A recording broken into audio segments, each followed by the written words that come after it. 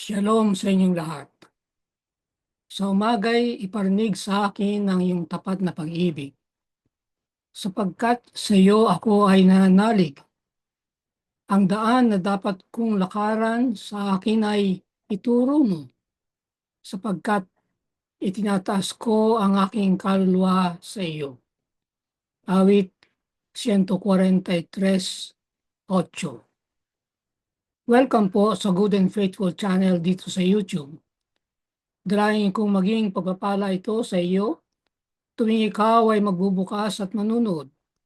Ang pangunahing mapapanood mo ay ang pagtatalakay ng lingguhang pag-aaral ng salita ng Diyos. Darating ang araw na madaragdagan ito ng serye ng pag-aaral sa ibang paksa tungkol sa pagiging katiwala ng Diyos. Gaano kahalaga ang pag-ibig ng Diyos sa iyo?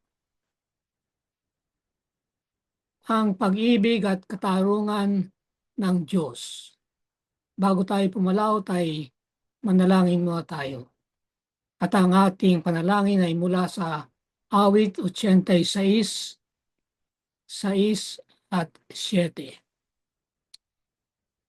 Pakinggan mo, O Panginoon, ang aming panalangin. Pakinggan mo ang tinig ng aming daing. Sa araw ng aming kaguluhan ay tumatawag kami sa iyo, sapagkat sinasagot mo kami. Amen. Unang leksyon, malayang umiibig ang Diyos. Ang ating susang talata, Oseas 14:4. Aking gagamutin ang kanilang pagtataksil. Malaya ko silang iibigin, sapagkat ang aking galit ay naalis na sa kanila. Sa ibang mga salin ay ganito, iibigin ko sila ng buong puso ko. Good News Translation. Ang aking pag-ibig ay walang hanggan. New Living Translation. Iibigin ko sila ng labis-labis. The Message. Gaano mang maging naiiba ang ating mga sitwasyon mula kay Pedro, sa maraming paraan ay pareho ang prinsipyo. Ibig sabihin, ang itinanong ni Jesus kay Pedro ay talagang ang sukdulang tanong na ibinibigay ng Diyos sa bawat isa sa atin sa ating panahon at lugar. Iniibig mo ba ako? Lahat ng bagay ay nakadepende sa ating sagot sa tanong na iyon. Muli ay tatlong paghahati ng leksyon. Malaya sa mga taong hindi karapat-dapat. Gayon na lamang ang pag-ibig ng Diyos. Sukdulang pagpapakita ng pag-ibig. Sa una ay titingnan natin ang lagpas sa makatwirang inaasahan. Sa ikalawa ay tatlo ang tatalakayin. Pag-ibig na walang kapalit. Malayang iniibig na malayang ibinibigay na pag-ibig. Maraming tinawagan, kakaunti ang pinili. At doon sa ikatlo ay ipinako sa krus para sa atin. Unang pagkakahati. Exodo 33:18-22. Sinabi ni Moises, hinihiling ko sa iyo na ipakita mo sa akin ang iyong kalwalhatian.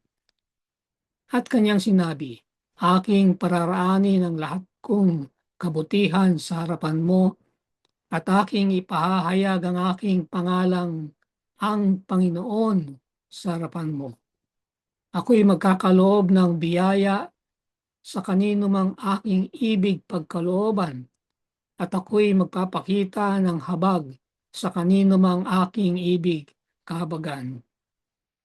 Ngunit kanyang sinabi, hindi mo maaaring makita ang aking mukha sapagkat hindi ako maaaring makita ng tao at siya'y mabubuhay. At sinabi ng Panginoon, masdan mo, may isang dako sa tabi ko at ikaw ay tatayo sa ibabaw ng bato. At samantalang ang aking kalwalatian ay dumaraan, aking ilalagay ka sa isang bitak ng bato at tatakpan kita ng aking kamay hanggang sa ako'y makaraan. Hindi lamang nagtatanong sa atin ang Diyos, iniibig mo ba ako? Kundi iniibig mismo ng Diyos ang bawat tao at malayang ginagawa ito.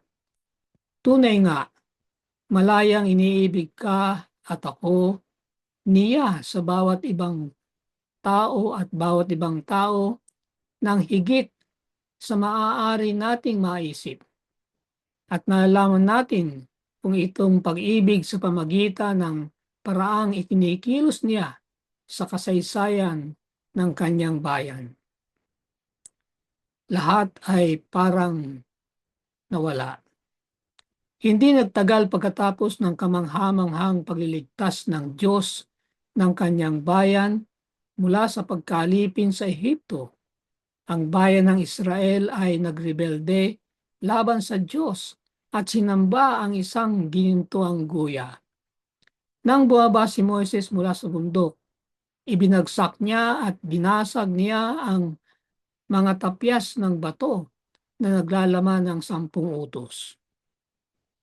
Bagaman ang bayan ay isinuko ang anumang karapatan sa mga pribilehyo at pagpapala ng tipan na malayang ipinagkakaloob sa kanila ng Diyos. Gayunman, malayang pinili ng Diyos na ipagpatuloy ang kanyang tipang relasyon sa kanila sa kabila ng kanilang hindi karapat-dapat sa mga pagpapala ng tipan. Mabait at maawain. Ang salita sa Exodo 33:19, ako'y magkakaloob ng biyaya sa kanino mang aking ibig pagkalooban, at ako'y magpapakita ng habag sa kanino mang aking ibig kahabagan, ay napagkamalang nangangahulugan na basta't pinili ng Diyos na maging maawain at mabait sa ilan, ngunit hindi sa iba. Ngunit sa konteksto, hindi ganyan gumagawa ang Diyos. Hindi ayon sa ibang popular na teolohiya kung saan itinadhana ng Diyos ang iba na mawaglit at harapin ang walang hanggang paghatol. Ako'y magkakaloob ng biyaya sa kanino mang aking ibig pagkalooban. Ngunit sa konteksto, hindi ganyan gumagawa ang Diyos.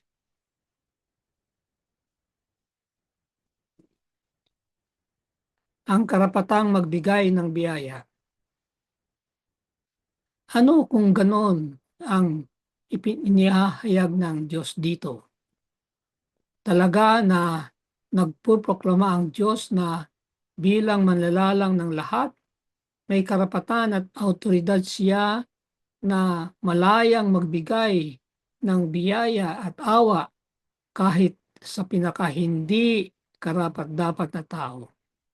At ginawa niya ito sa sitwasyong ito kahit matapos ang rebelyon ng ginuntoang guya sa pamagitan ng pagbibigay na awa sa kanyang bayan. Ang Israel, kahit hindi nararapat sa kanila. Ito'y isa sa maraming pagkakataon kung saan ipinakita ng Diyos ang kanyang pag-ibig at ginagawa ito na lagpas sa anumang bagay. Pangalawang pagkakahati. Ang Ama sa Langit. Oseas 14:1-4. O Israel, manumbalik ka sa Panginoon mong Diyos, sapagkat ikaw ay nabuwal dahil sa iyong kasalanan. Magdala kayo ng mga salita at manumbalik kayo sa Panginoon. Sabihin ninyo sa Kanya, alisin mo ang lahat ng kasamaan, tanggapin mo ang mabuti at aming ihahandog ang bunga ng aming mga labi. Hindi kami ililigtas ng Assyria. Hindi kami sasakay sa mga kabayo. Hindi kami magsasabi ng gawa ng aming mga kamay. Aming Diyos, sa iyo'y nakatatagpo ng awa ang ulila. Aming gagamutin ang kanilang mga pagtaksil. Malaya ko silang iibigin sapagkat ang aking galit ay naalis na sa kanila. Ang kitang-kitang halimbawa ng kanyang pag-ibig sa katauhan ay nasa konteksto ni Oseas. Inutusan ng Diyos si Oseas, humayo ka, mag-asawa ka ng isang bayarang babae at magkaroon ka ng mga anak sa bayarang babae sapagkat ang lupain ay gumagawa ng malaking kahalayan dahil sa pagtalikod nila sa Panginoon. Oseas 1:2. Maging isang buhay na bagay na aralin ng pag-ibig ng Diyos para sa kanyang bayan. Ibig sabihin, ito'y isang kwento ng malayang naibigay na pag-ibig ng Diyos sa mga hindi karapat-dapat dito.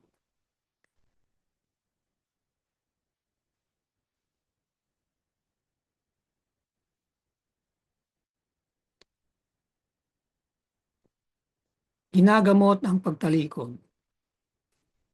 Sa kabila ng katapatan ng pag-ibig ng Diyos, ang bayan ay nagrebelde laban sa Kanya. Paulit-ulit din, kaya paulit-ulit ang kasulatan na naglalarawan sa Diyos bilang ang hindi nasusukliang mangingibig ng isang hindi tapat na asawa. Inibig niya ang kanyang bayan ng buong kasaktalan at katapatan. Ngunit kanilang tinanggihan siya at pinaglingkuran at sinamba ang ibang mga Diyos-Diyusan. Malabis na pinalungkot siya at pinutol ang relasyon para hindi na isasaayos. Sa buong Hoseas at ang mga naratibo ng kasulatan, nagpapakita ang Diyos sa kamanghamanghang pagtatalaga at awa sa kanyang bayan. Kahit pa paulit-ulit silang hinahabol ng isang mangingibig, sinisira ang relasyong tipan na maaaring hindi na maayos. Ang Diyos sa sarili niyang malayang kalooban ang nagpatuloy na ipagkaloob ang kanyang pag-ibig sa kanila. Hindi karapat-dapat ang bayan sa pag-ibig ng Diyos. Tinanggihan at tinalikuran nila ang anumang tamang pag-angkin dito. Gayunman, nagpatuloy ang Diyos sa pagkakaloob ng pag-ibig sa kanila na walang anumang pamimilit, moral, o sa iba pa.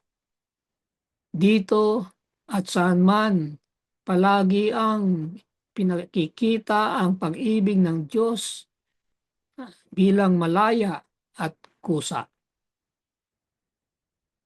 Pangalawang pagkakahati. Pag-ibig sa malayang ipinagkakaloob. 1:17-24. Ama, nais kung ang mga binigay mo sa akin ay makasama ko kung saan ako naroroon, upang makita nila ang kalwalhatiang ibinigay mo sa akin, sapagkat ako'y iyong minahal bago matatag ang sanlibutan. Hindi karapat-dapat sa pag-ibig. Hindi lamang nagpapatuloy ang Diyos sa pagkakaloob ng kanyang buong layang pag-ibig sa Israel, sa kabila ng paulit-ulit na mga rebelyon, kundi nagpapatuloy din ang Diyos sa pagkakaloob ng malayang pag-ibig sa atin, kahit samantalang tayo'y makasalanan. Hindi tayo karapat-dapat sa pag-ibig ng Diyos at hindi natin kikitain ito. Kabaligtaran, hindi tayo kinakailangan ng Diyos. Hindi nangangailangan ng Diyos ng anuman. Ang pag-ibig ng Diyos para sa lahat ng tao ay lahat sarili niyang kagustuhan. Mga nilalang layon ng kanyang pag-ibig, malayang nilikha ng Diyos itong daigdig, at dahil dito, nararapat ang Diyos sa lahat ng kalwalhatian, karangalan, at kapangyarihan. Hindi kinakailangan ng Diyos upang likhain ang anumang daigdig. Tinatamasa na ng Diyos ang maibiging relasyon na umiiral sa kadyusan. Hindi kailangan ng Diyos ang mga nilalang bilang pakay ng pag-ibig.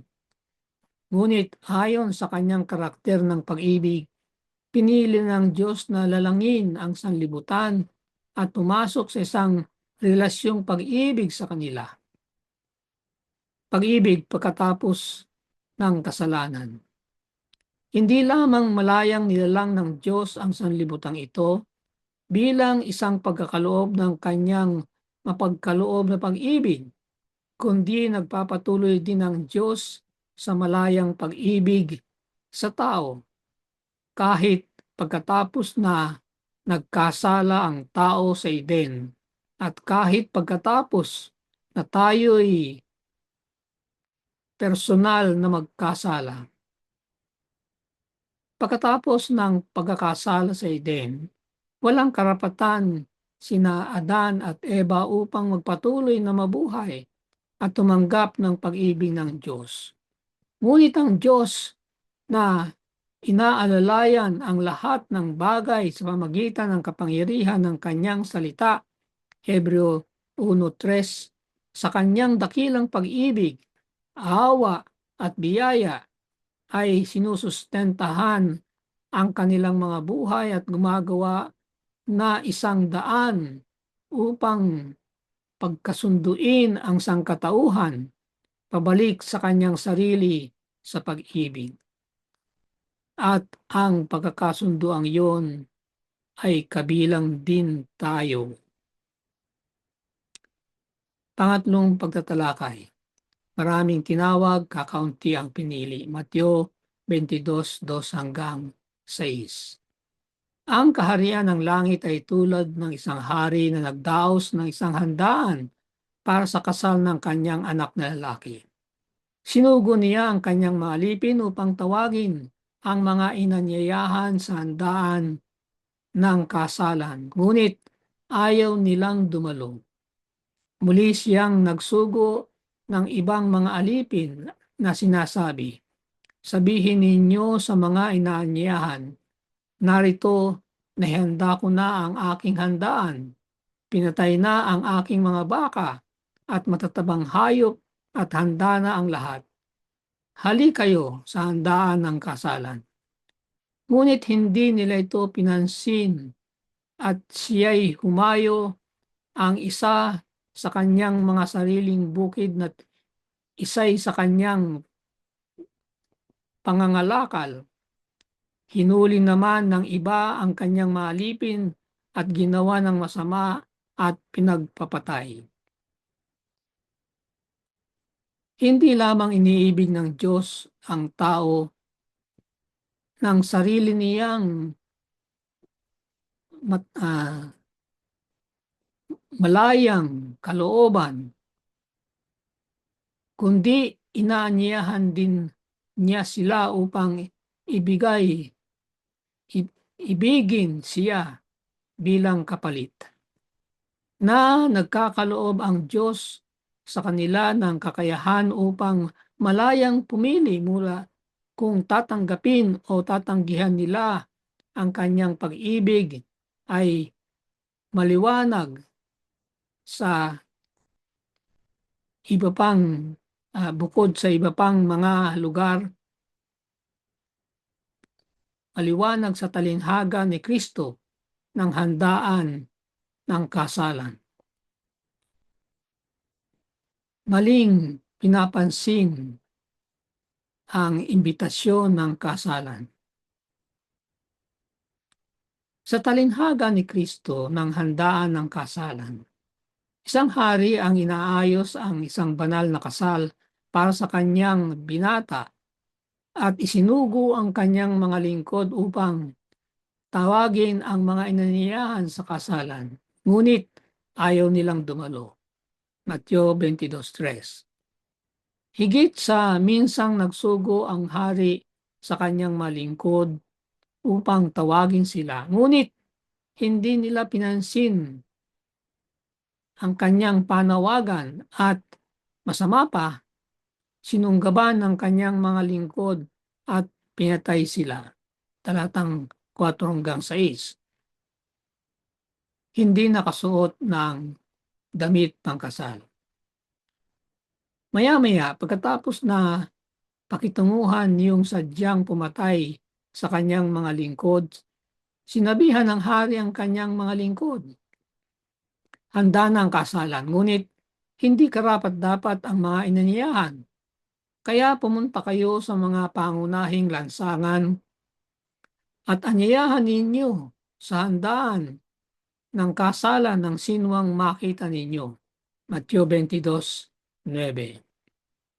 Pagkatapos ng isa pang kabanatang isang lalaki na walang damit pangkasal ang pinalalayas, ipinapakita ang pangangailangan ng pagtanggap ng damit pangkasal mula sa hari upang dumalo sa handaan ng kasalan. Isinasara ni Jesus ang talinhaga kasama ang mga lihim, subalit lubhang makabuluhang parirala, sapagkat marami ang tinawag, ngunit kakaunti ang pinili. Ipinapaliwanag dito kung bakit may isang dumalo sa piging ang hindi pinahintulutan sapagkat hindi nakadamit pangkasal. Sa unang tingin ay pagtatakhan sapagkat tinawag sila nang wala namang imbitasyon. Kaya dumating sila kung ano ang kanilang mga suot. Hindi sila handang dumalo sa isang piging. Bakit hinahanapan sila ng damit pangkasal? Kasi ang tradisyon ng panahon na yon, ang mga darating sa kasalan ay binibigyan ng damit pangkasal. Itong taong ito ay binigyan ng damit pangkasal ngunit hindi niya sinuot. Kaya yon ang nangyari, pinalayas siya. Alam natin na ang spiritual na kahulugan ng damit pangkasal ay ang kumakatawan ito sa katwiran ng Panginoong Hesukristo. Handa siyang ibigay sa atin ang kanyang damit pangkasal, ang spiritual na katwiran niya. Kapag tinanggihan yon, ay hindi maaaring pumasok sa kasalan ng Diyos. Pinili, hinira. Yung sa wakas ay pinili, Ang hinirang ay yung tumatanggap ng paanyaya ng Panginoon sa kasalan. Ang terminong isinalin na tinawag at inanyayahan sa buong talinhaga ay ang Gregyong terminong kaleo, tawagin, anyayahan. At ang nagpapasya kung sino sa wakas ang hinirang, Ekklesios, ay kung ang isa ay malayang tinanggap ang paanyaya. Tinatawagan ng Diyos, ibig sabihin, nag-aanyaya sa lahat sa handaan ng kasalan. Gayunman, sino man ay maaaring tanggihan ang pag-ibig ng Ama. Ang kalayaan ay mahalaga sa pag-ibig. Hinding-hindi ipipilit ng Diyos sa sino man ang kanyang pag-ibig. Nakalulungkot sabihin, maaari nating tanggihan ang pagkakaroon ng isang relasyong pag-ibig kasama ng Diyos. Ang hinirang ay yung tumanggap sa paanyaya para doon sa umiibig sa Diyos, naghanda ang Diyos ng mga bagay na higit sa kahanga-hanga kaysa sa anumang posibleng maisip natin. Muli, lahat ay mauuwi sa suliranin ng pag-ibig at ang kalayaang katutubo sa pag-ibig. Ang tunay na pag-ibig ay malaya, ibig sabihin. Hindi napipilitan. Pangatlong pagkakahati, sukdulang pagpapakita ng pag-ibig. Napako sa krus para sa atin, 1 Jes 17:18. Dahil dito'y minamahal ako ng Ama sapagkat ibinigay ko ang aking buhay upang ako'y kunin kung muli.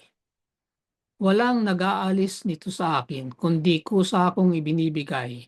May kapangyarihan akong ibigay ito at may kapangyarihan akong kunin itong muli. Tinanggap ko ang utos na ito mula sa aking Ama. Isang paanyaya upang umibig. Nag-aanyaya ang Diyos sa lahat tungo sa isang relasyong pag-ibig kasama siya. Ngunit doon lamang sa malayang tatanggapin ang paanyaya ang tatamasahin ng walang hanggang bunga, gaya ng nakita sa talinhaga ng handaan ng kasalan. Marami ang tinawagan ng hari, ngunit ayaw nilang dumalo. Mateo 22:3. Hindi nagtagal bago ang pagkakapako sa krus ni Kristo ay nanaghoy, O Jerusalem, Jerusalem, na pumapatay ng mga propeta at bumabato sa mga sinusugo sa kanya. Makailang ulit kong ninais na tipunin ang inyong mga anak, na gaya ng pagtitipon ng inahing manok sa kanyang mga sisiw sa ilalim ng kanyang mga pakpak. At ayaw ninyo. Mateo 23:37. Ang katulad na karaniwang Gregong pandiwa na nangangahulugang na naisin, teleo, ay ginagamit pareho sa pagnanais ni Kristo upang iligtas sila at kanilang hindi nais na pagligtas. Isang kahamang-hamanghang pag-ibig. Gayunman, pumaroon sa krus si Kristo para sa mga tao at para sa atin. Kamanghamanghang pag-ibig. Samantalang ang kasalanan ng tao ay nagbigay katwiran sa kasalanan, ang Diyos mismo kay Kristo ay binayaran ng halaga at gumawa ng daan upang ayusin ang nasirang relasyon sa pamamagitan ng langit at ng lupa. Samantala, nagpapatuloy siya upang ipagkaloob ang kanyang pag-ibig sa atin. Bagaman hindi tayo obligado, hindi siya obligado ng higit sa kanyang sariling malayang pagtatalaga upang gawin yun. Hindi yung napilitan ng Diyos para iligtas ang tao. Katunayan ay ang panukala ng kaligtasan ay bago pa ang kasalanan at pagkakasala ng tao. Ang sukdulang pagpapakita ng pag-ibig. Sa sukdulang pagpapakita ng pag-ibig ng Diyos ang krus. Makikita natin na ibinigay ni Kristo ang kanyang sarili para sa atin ng sarili niyang malayang kalooban. Itinaya ni Kristo ang kanyang buhay ng kanyang sariling kusa. Walang kumuha ng kanyang buhay mula sa kanya. Malayang inihandog niya ito ayon sa panukala ng katubusan na pinagkasunduan sa langit bago ang pundasyon ng sanlibutan.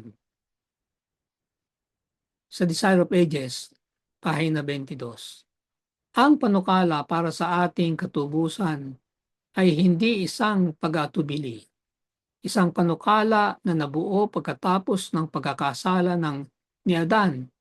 Ito'y kapahayagan ng hiwaga na inilihim sa napakahabang panahon, Roma 16:25. Ito'y isang paglalahad ng mga prinsipyo na mula sa walang hanggang kapanahunan hanggang naging pundasyon ng trono ng Diyos. Mula sa pasimula, alam ng Diyos na si Kristo at alam ng Diyos at si Kristo ang pagtalikod ni Satanas at ang pagkakasala ng tao sa pamagitan ng mapandayang kapangyarihan ng tumalikod. Hindi tinadhana ng Diyos ang kasalanang umiral, kundi nakita niya ang pag-iral nito at gumawa ng probisyon upang salubungin ang kakilakilabot na emerhensiya. Napakalaki ng kanyang pag-ibig para sa libutan na nakipagtipan siya upang ibigay ang kanyang bugtong na anak, upang ang sinumang sa kanya'y sumampalataya ay huwag mapahamak, kundi magkaroon ng buhay na walang hanggan. 1:3-16. Ito'y ang kadiliman ng maling pagkaunawa sa Diyos na bumabalot sa sanlibutan. Ang tao ay nawawalan ng kanilang kaalaman ng kanyang karakter. Ito'y hindi maintindihan at binigyan ng maling pagkahulugan. Isang mensahe mula sa Diyos ay ipuproklama, nagliliwanag sa kanyang impluensya, ang nagliligtas sa kanyang kapangyarihan. Ang kanyang karakter ay ipakikilala. Sa kadiliman ng sanlibutan ay ikakalat ang liwanag ng kanyang kalwalhatian, ang liwanag ng kanyang kabutihan, awa at katotohanan. Dalain ko para sa iyo. Sa ngalan ng ating Panginoong Hesus, ang dakilang maingibig, dalain ko na ang pag-ibig ng Ama sa pamagitan niya ay bigay inspirasyon sa iyo na ibigin ng lahat kahit pa yung gustong magbigay ng